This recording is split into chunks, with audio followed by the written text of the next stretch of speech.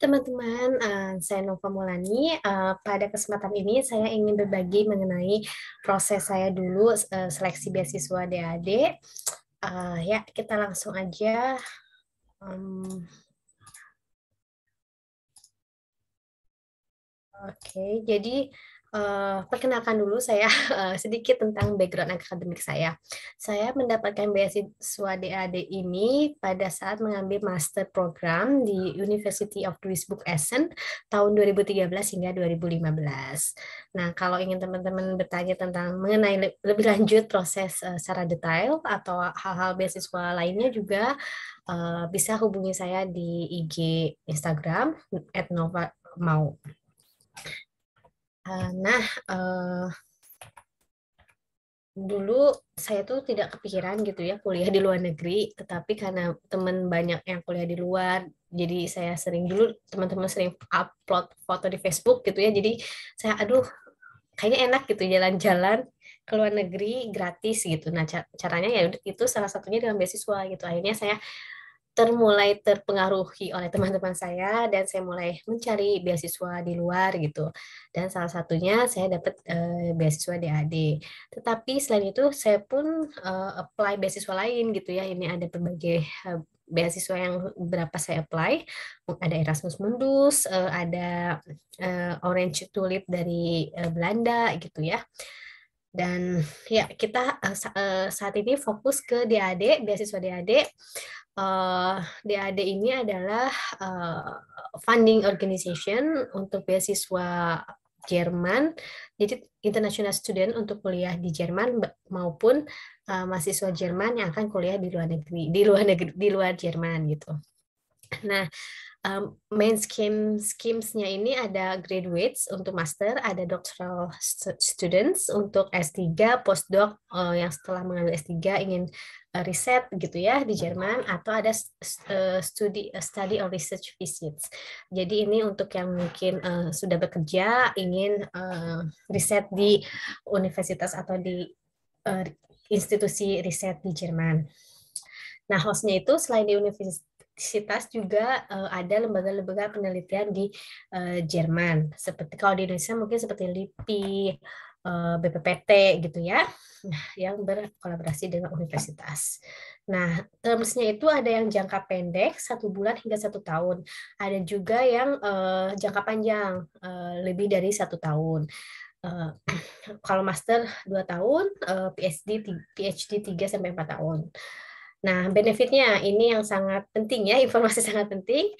Benefitnya itu adalah udah pasti uang saku bulanan dan juga subsidi rental. Jadi dulu saya tinggal di Essen.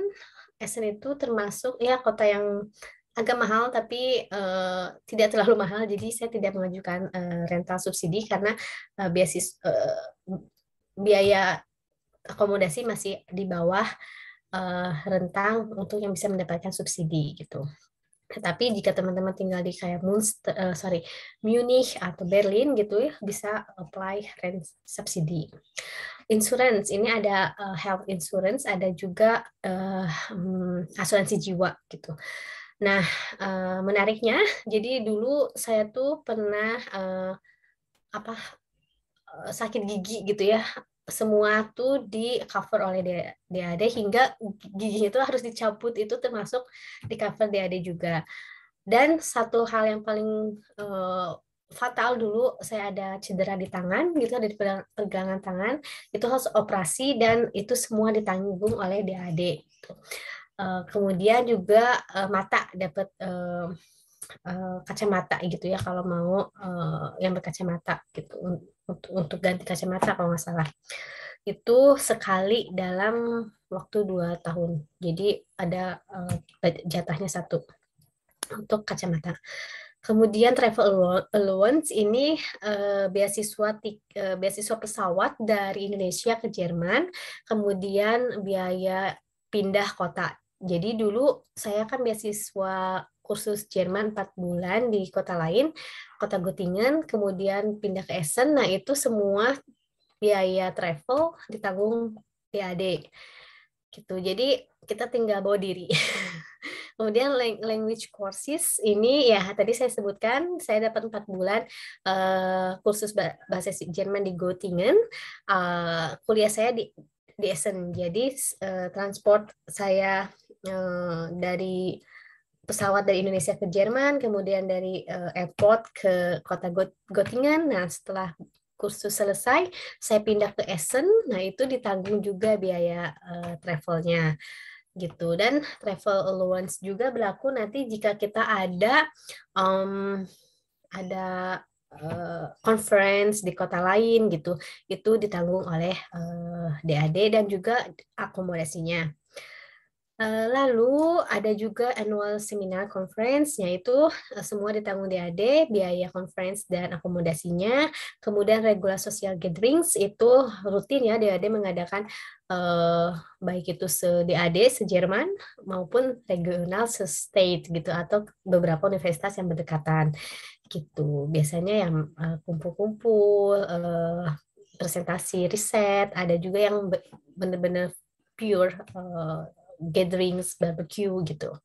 Kemudian alumni events ini di Jakarta, DAD Jakarta sering sekali mengadakan events dan kita diundang sebagai alumni dan satu kehormatan waktu itu acaranya menghadiri Bapak B.J. Habibie sebagai bintang tamu dan itu kesempatan yang sangat langka, kesempatan emas untuk melihat beliau langsung gitu di acara DAD dan kita tidak diberitahu bahwa acara itu akan dihadiri oleh Bapak B.J. Habibie. Itu sangat kesempatan yang apa ya berharga bagi saya pribadi.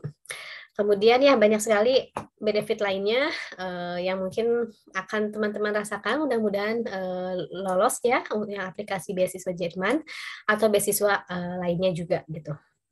Karena beasiswa Jerman ini sebenarnya saya apply 2 kali.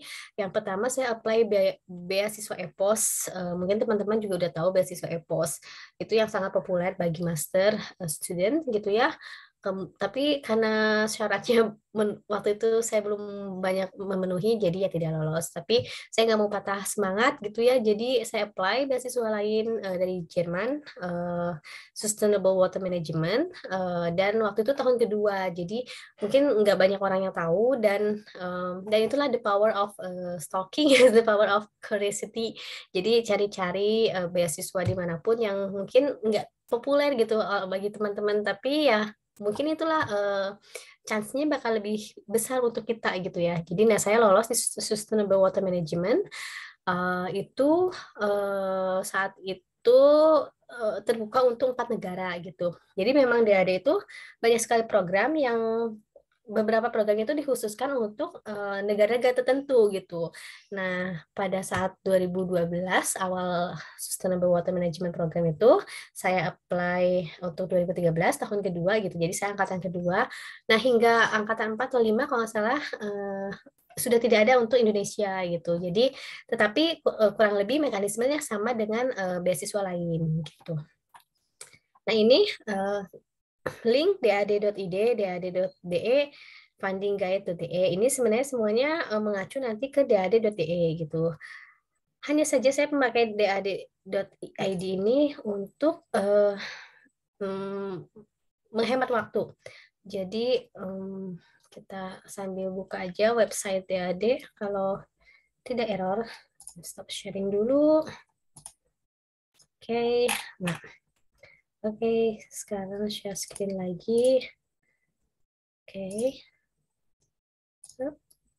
Nah, ini dad.id, klik find funding, kemudian DAD Scholarship for Indonesia, dan di sini teman-teman bisa cari tahu semua program DAD untuk Indonesia gitu. Nah, ini yang populer adalah tentang EPOS. Nah, teman-teman baca semua, pelajari informasinya dan persiapkan semua yang disyaratkan gitu ya.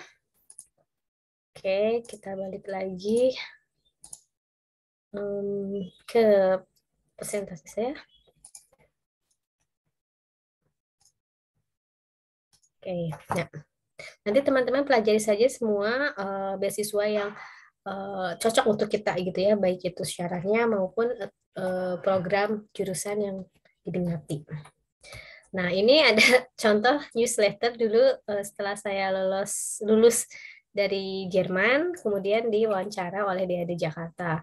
Ini lebih ke gimana pengalaman saya dulu di Jerman, kemudian ya ya menarik, sangat menarik. Jadi teman-teman patut mencobanya. Nah, ini salah satu foto-foto di Jerman. Sebelah kiri adalah teman-teman Good Good Göttingen, satu kelas. Jadi dari berbagai negara, ada negara India, Afghanistan, Bangladesh, em, Vietnam, kemudian Indonesia. Ini dari Costa Rica dan Meksiko. Ya, jadi rata-rata sih Asia sama Amerika Latin. Oke, kemudian nah ini adalah gathering conference khusus untuk program kami. Ini kalau dari Indonesia nggak semua ikut, tapi cukup banyak waktu itu. Jadi kami pun berangkat bersamaan beberapa dengan teman dari Jakarta gitu ya. Kita ketemu pas acara briefing di kantor DAD Jakarta. Nah ini sedang acara di Munich, acara tentang conference water conference. Nah, ini sebelah kanan ini di Bavarian restoran gitu ya, seperti Oktoberfest, tetapi bukan bulan Oktober jadi sepi. Nah, ini adalah social entertainment-nya di sela-sela kita conference. Nah, ini kiri bawah adalah teman-teman sekelas saat summer kita berkunjung ke kafe gitu ya, kafe bar, pembuatan bir waktu itu. Dan ya ini lagi puasa, waktu itu saya puasa karena saya pengen tahu juga kumpul-kumpul sama teman-teman ngabuburit gitu ya, jadi ikut acara mereka. Ini lab mates, kita lunch bareng, bukan lunch ini, sorry. Kita sering lunch bareng di sela-sela di antara waktu nge-lab penelitian, waktu ngerjain master. Tapi ini adalah research group waktu saya mengerjakan tesis, dan ini kita makan malam sebelum perpisahan salah satu dari teman kita di lab gitu. Nah, ini adalah foto saya dan ketua jurusan water science di University of Duisburg-Essen, Pak Smith namanya. Ini beliau juga sebagai perantara gitu ya, antara untuk DAD dan untuk jurusan kami gitu. Nah, ini foto kanan bawah ini adalah supervisor saya, supervisor 1 dan supervisor 2. Ya, ini waktu farewell juga. Nah, ini tadi sudah dijelaskan. Ini tadi salah satu contoh bagaimana kita mencari beasiswa, memfilter beasiswa yang cocok untuk kita. Teman-teman bisa memakai keywords, dan ya akan banyak sekali beasiswa yang keluar. Dan untuk mempersingkat waktu bisa kita pakai kata kuncinya gitu ya. Silakan teman-teman coba di dad.id atau dad.de. Nah, preparation. Jadi setiap program itu syaratnya kurang lebih mirip-mirip, tapi ya itu tadi pelajari masing-masing program, penuhi semua syaratnya, dan ya ini adalah yang template umum aplikasi beasiswa gitu ya. Nah, saya juga selain apply beasiswa Jerman, apply beasiswa lain, dan memang kurang lebih mirip semua syaratnya. Jadi tinggal kita sedikit modif di motivation letternya atau beberapa poinnya gitu ya. Nah, yang pertama application form. Ini itu ada di website DAD nanti. Kemudian CV. Nah, CV ini buatlah dengan singkat, tetapi ya untuk fresh grade misalkan bisa 2 halaman gitu. Untuk yang mungkin mau ke S3 bisa 3-4 halaman gitu, karena kadang publikasi yang banyak gitu membutuhkan page. Nah, kemudian academic transcript. Oh, satu lagi, sorry, CV-nya itu biasanya kalau DAD atau beasiswa di Eropa itu ada template-nya Europass. Jadi teman-teman bisa googling Europass template gitu, nanti akan keluar sendiri. Itu bisa diisi online, tapi kalau saya sih isi online seperlunya, terus download, terus edit manual pakai Word gitu ya, biar lebih fleksibel waktunya. Dan akademik transkrip dan certificates ini dari kampus-kampus kita sebelumnya gitu ya. Kemudian motivation letter. Nah, ini buatlah eh, bukan singkat, tepat gitu ya. Maksudnya kita apply ke jurusan tertentu dan kita bukan show off ya, kita tonjolkan, kita jual diri kita gitu di motivation letter. Eh, Tunjukkanlah bahwa kita tuh layak sebagai penerima beasiswa gitu. Dan ketika kita menulis motivation letter itu, bayangkan kita adalah tim seleksi beasiswa gitu, dan kita tuh ingin merekrut mana sih yang cocok untuk jadiin kandidat gitu ya. Dan tentunya kita punya kriteria yang eh, saat kita membaca berkas, oh ini nih orangnya yang tepat gitu. Jadi bayangkan kita sebagai tim seleksi, dan apa sih yang diekspektasikan gitu dari tim seleksi untuk yang dari sekian banyak berkas aplikan gitu yang masuk, kan pasti waktunya juga bakal terkuras habis. Jadi buatlah motivation letter yang sangat apa ya, appealing dan outstanding gitu ya. Oke, dan contoh-contohnya sudah banyak juga di Google, dan ya kita jangan jeplak banget, tapi kita ambil ide-idenya gitu. Kita contoh ikuti contohnya dan sesuaikan dengan kondisi kita. Kemudian recommendation letters. Ini ada yang minta satu atau dua. Jadi eh, kita bisa minta kepada supervisor sebelumnya. Kalau kita apply S2, minta ke supervisor S1. Kalau kita sedang kerja juga kita bisa ditambahkan untuk supervisor di tempat kerja gitu. Atau wali kelas, wali akademik kalau selain supervisor kita ketika mengerjakan tugas akhir gitu ya. Nah, dan jangan lupa untuk meminta recommendation letter itu waktunya jangan mepet, karena yang beri recommendation letter tuh mungkin waktunya sedang sibuk atau em, ya ke selip-selip gitu WA kita atau email kita. Jadi kita pun sediakan waktu 1 sampai 2 bulan, 3 bulan sebelum deadline gitu ya. Dan ya biasanya mereka punya template-nya gitu, yang karena kan mahasiswa-mahasiswa sebelumnya juga pasti minta ke beliau, dan beliau udah punya template, tapi ada juga yang kita diminta untuk membuat draftnya terlebih dahulu, mereka yang akan edit gitu. Jadi itu eh, tergantung dari supervisor atau pemberi recommendation letters-nya. Kemudian Certificate of Languages, English or German Language. Jadi karena saya program internasional study gitu jurusannya, jadi semua pakai bahasa Inggris, dan saya tidak memerlukan bahasa Jerman. Tetapi ada beberapa jurusan yang masih campur bahasa Jerman. Nah, itu diperlukan basic Jerman atau mungkin B1, B2 gitu, tergantung dengan jurusannya. Itu harus dipenuhi. Dan ya syaratnya dulu IELTS saya itu 6 6 minimal. Saya 6,5, jadi udah pasti. Dan ada juga jurusan yang setiap sectionnya itu harus misalkan minimal sekian gitu. Nah, itu diperhatikan. Jadi nanti ditulis di informationnya gitu. Beasiswa ini memerlukan IELTS berapa atau setiap section berapa. Tapi kalau nggak ditulis setiap section berapa, ya udah berarti diambil nilai rata-ratanya gitu. Nah, ini khusus untuk doctoral study research gitu, kita harus menyiapkan research proposal dan potensial supervisors. Kita menghubungi gitu, kita menghubungi supervisors. Caranya bisa kita googling di LinkedIn atau di ResearchGate atau di publikasi yang temanya kita minati gitu, dengan atau nyambung dengan research proposal kita approach, kita kenalan di email, kasih tahu kalau kita sedang apply beasiswa, kita udah punya research proposal secara general gitu, bisa dikirim langsung CV-nya, CV kita gitu ke potensial supervisor, dan juga abstrak dari apa yang mau kita teliti gitu.